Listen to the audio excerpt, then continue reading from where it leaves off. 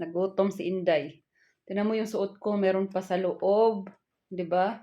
Ito, tapos ito. Tapos naka-bonnet pa ako, tapos naka-boots pa, tapos doble pa yung pants ko paglabas ko. Sobrang lamig.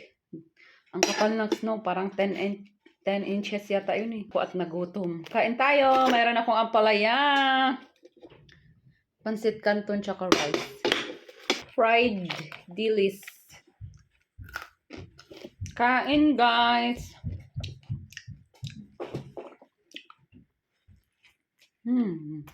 Ang sarap ng pansit canton.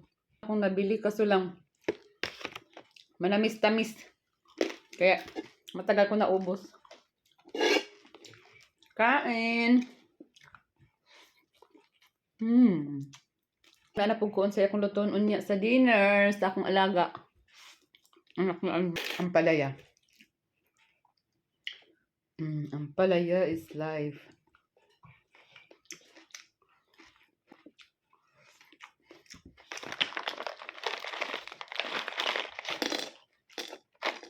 Sarap talaga na ampalaya, no? Sa iba, yung iba yung kumain ng ampalaya. Pero ako, gusto ko ampalaya.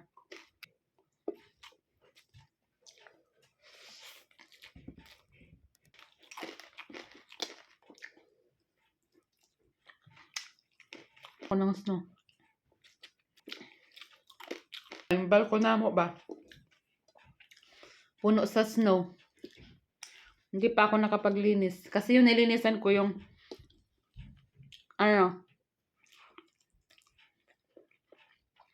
yung tent lang ng asawa ko. Tapos yung camper. Tapos yung sa loob ng fence namin. Yung sa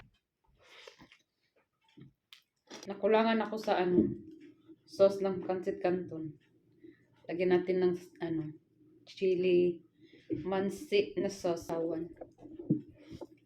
Ako sana magluto ng tuyo, ng daing ba.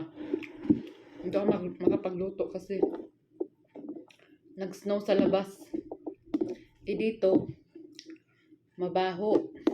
Nandito yung bata. Nandito yung anak ni Andrew. Kaya hindi ako nagluto sa loob.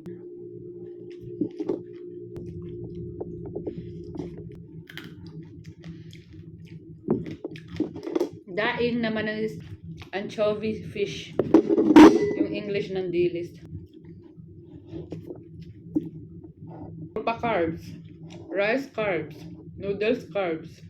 Yung egg substitute sa carbs. Mabilis pa na makataba ang carbs.